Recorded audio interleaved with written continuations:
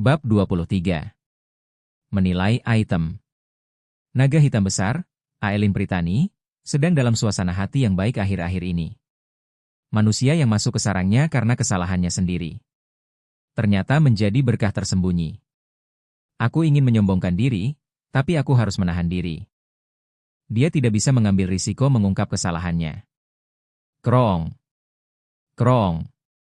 Krong. Aelin menyenandungkan lagu saat dia pergi ke gudang koleksi, tempat keluarga Pritani menyimpan barang-barang yang telah mereka kumpulkan selama beberapa generasi. Gudang itu disihir dengan mantra pelestarian, sehingga barang-barang di dalamnya akan selalu mempertahankan keadaannya saat ini. Berderak. Aelin membuka pintu gudang. Di rak-rak di dalamnya ada barang-barang bernilai miliaran setelah dilepaskan di bumi. Aelin berjalan melewati barang-barang yang dipajang dan berdiri di depan sebuah rak kosong.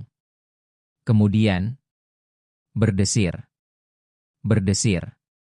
Dia dengan hati-hati meletakkan barangnya di rak, memastikan itu tidak akan pecah, dan melihatnya dengan bangga. Koleksi yang baru ditambahkan diberi label dalam bahasa Korea sebagai Yosan Washet Apples. Itu adalah kantong apel yang sudah dicuci yang digunakan Sejun untuk menyimpan ubi kering. Tas Yosan Washet Apples telah mendapatkan kehormatan menempati tempat di ruang koleksi keluarga Pritani, yang memiliki sejarah jutaan tahun. Hehe. Saya harus memeriksa makanan enak apa yang dibuat manusia. Sekarang, Aelin meninggalkan gudang dan duduk di depan bola kristal, mengamati gua. Sejun. Oh. Pedagang kucing telah kembali. Orang licik itu, coba saja menipu manusia kita lagi, HMPH. Naga hitam, Aelin Pritani, menatap tajam ke bola kristal, bertanya-tanya. Apakah Theo akan menipu Sejun? Berdengung. Mengumumkan kedatangannya, Theo melompat turun dari lubang langit-langit. Gua begitu dia mendengar dengungan lebah beracun. Kita berada di pihak yang sama, Meong. Dia berteriak dan berlari, menyelinap ke dalam pakaian Sejun. Kemudian, Theo mengeluarkan kepalanya dari keras Sejun. Apa? Anda meregangkan keras saya. Lebah beracun itu menakutkan, Meong. Jangan khawatir. Mereka tidak akan datang. Lebah beracun dewasa memberitahu keturunan mereka bahwa Theo ada di pihak mereka, jadi tidak apa-apa. Fiuh, itu melegakan, Meong.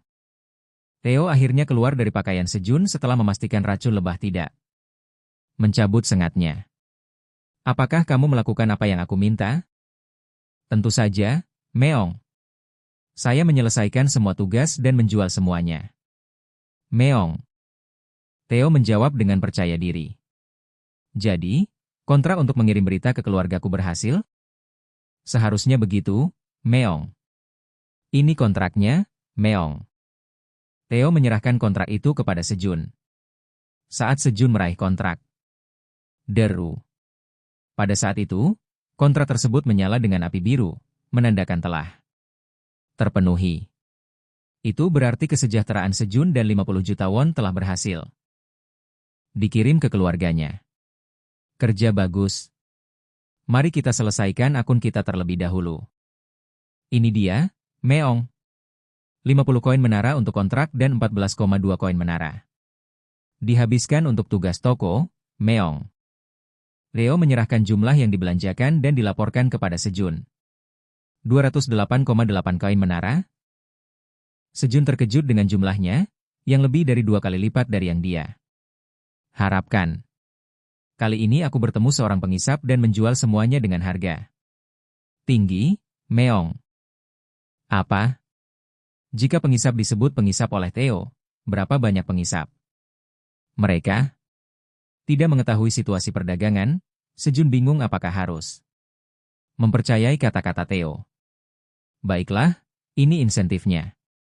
Awalnya 10,92 koin menara, tapi saya memberi sedikit lebih banyak. Sejun dengan bercanda menyerahkan 15 koin menara kepada Theo. Terima kasih, Sejun.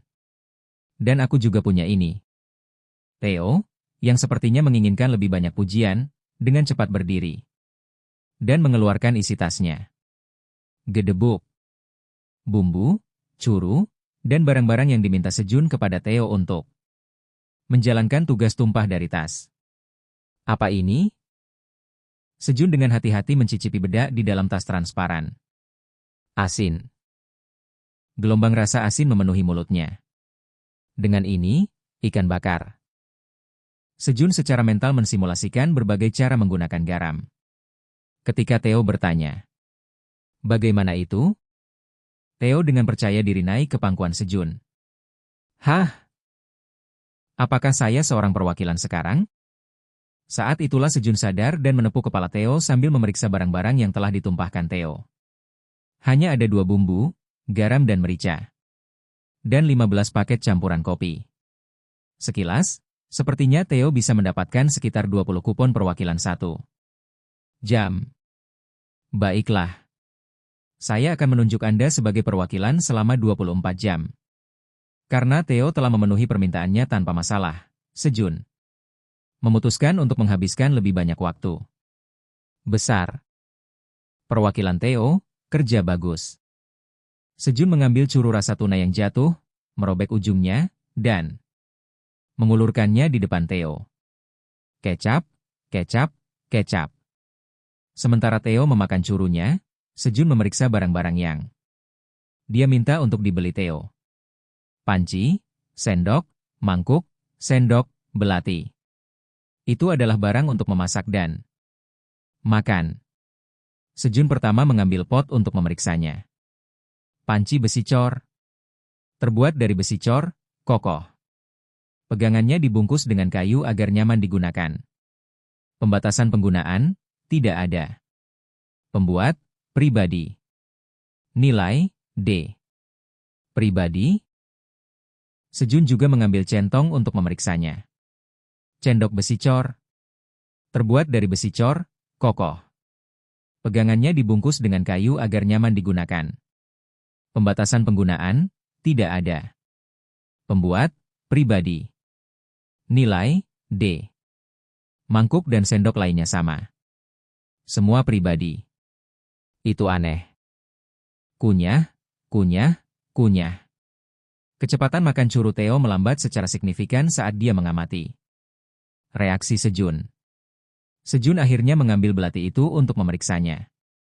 Dia bermaksud bertanya kepada Theo mengapa pembuatnya tertutup setelah memeriksa item. Ini juga. Belati itu lebih berat dari yang diperkirakan Sejun. Belati. Pembatasan penggunaan, LV10 atau lebih, kekuatan 5 atau lebih. Pembuat, pribadi. Nilai, E. Hah? Mengapa ada tanda tanya? Di mana seharusnya ada deskripsi item, hanya ada 3 tanda tanya. Patah. Sejun, memenuhi batasan penggunaan, mencengkeram belati dan memotong beberapa daun kering yang ditata untuk alas tidur. Mengiris. Meski tipis, daun kering yang menjadi sekeras kayu saat kering terlalu mudah dipotong. Sepertinya cukup untuk memasak. Perwakilan Theo, dari mana kamu mendapatkan ini? Hah? Aku membelinya dari sudut undian pandai besi. Theo bingung ketika Sejun bertanya tentang sesuatu selain pembuat pribadi. Sudut undian berhadiah? Itu benar. Pandai besi itu menjualnya dengan harga diskon, jadi aku membelinya di sana. Pemilik pandai besi menyuruh Theo untuk memilih salah satu dari sudut undian berhadiah, kumpulan peralatan yang tidak bisa mereka nilai ketika Theo meminta pisau untuk digunakan saat memasak. Beri aku diskon. Theo, setelah belajar dari Sejun, mencoba menawar diskon 3 kali di undian berhadiah dan berhasil menurunkan harga dari 20 koin menara per undian menjadi 13 koin menara, mendapatkan 1 pisau. Kerja bagus. Tidak masalah jenis pisau apa itu. Selama itu murah dan berhasil. Itu berat, tapi selama dipotong dengan baik, itu sudah cukup. Pada saat itu, administrator menara mengatakan bahwa menggunakan item tak dikenal dapat menyebabkan masalah dan menawarkan untuk menilainya untuk Anda. Benar-benar? Maka lakukanlah. Sebuah pencarian terjadi. Quest, kirim pisau tak dikenal ke administrator menara. Hadiah, tidak ada. Jika ditolak, tidak dapat menilai. Pencarian tambahan terjadi. Quest, berikan ubi jalar kering kepada administrator menara sebagai hadiah. Hadiah, pisau yang dinilai. Jika ditolak, tidak dapat menerima pisau. Apakah kita harus melakukan ini? Administrator menara mengatakan bahwa menggunakan misi diperlukan untuk mengirim dan menerima item.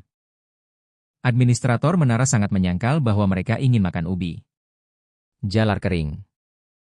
Penolakan yang kuat adalah konfirmasi, bukan? Administrator menara menghapus air liur mereka. Aku tahu itu. Administrator menara mengakui bahwa sementara mereka memiliki sedikit keinginan untuk ubi kering, itu juga benar bahwa sebuah pencarian diperlukan. Bagus.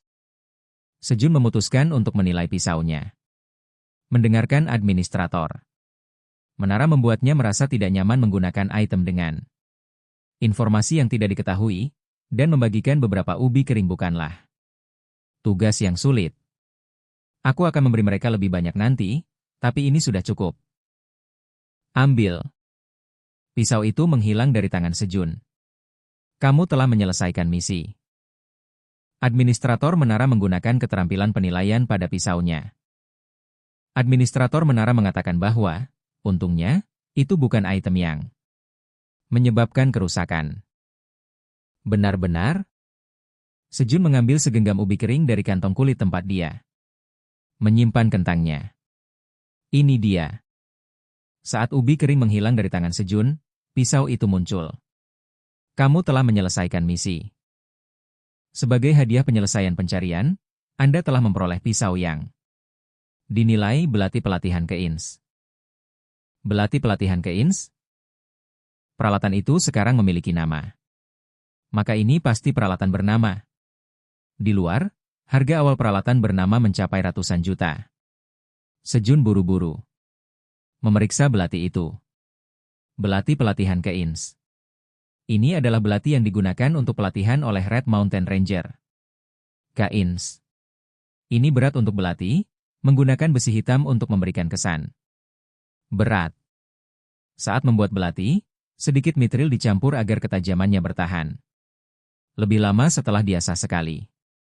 Pembatasan penggunaan, LV10 atau lebih tinggi, kekuatan 5 atau lebih tinggi.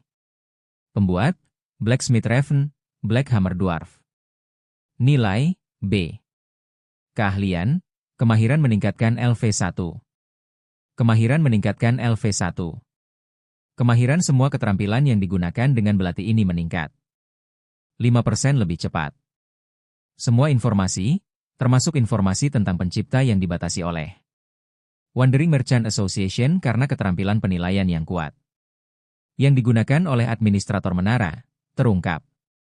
Berkat ini, pikiran Sejun untuk menanyakan Theo tentang sang pencipta menghilang. Potong-potong-potong. Kecepatan makan curu Theo meningkat lagi. Dia pasti merasakan suasana hati Sejun yang baik. Dan Sejunim, tolong garuk punggungku juga, Meong. Theo dengan berani meminta. Baiklah. Tepuk-tepuk. Sejun, yang terpesona oleh belati pelatihan Keins, menggaruk punggung Theo. Dan menatap Theo lagi dengan apresiasi yang baru ditemukan. Apa ini? Saya pikir orang ini hanya penurut, tetapi Theo memiliki bakat lain. Untuk memiliki tangan emas, tidak, kaki depan emas. Dunia memang adil. Tiba-tiba, kaki depan Theo terlihat sangat cantik. Perwakilan Theo, apakah kamu ingin lebih banyak curu? Sejun menyentuh kaki depan montok Theo dan bertanya. Tentu saja, Meong. Cepat beri aku lebih banyak, Meong. Theo menjawab dengan angkuh. Sejun telah menyentuh kaki depannya. Terlebih dahulu, yang telah dia simpan sebagai senjata rahasianya. Dan kemudian suara penuh kasih sayang mengikuti. Huf. Seperti yang diharapkan, Park Sejun, bagaimanapun juga kamu. Manusia, aku tahu kamu akan melakukan ini, Meong. Dia jatuh cinta padanya.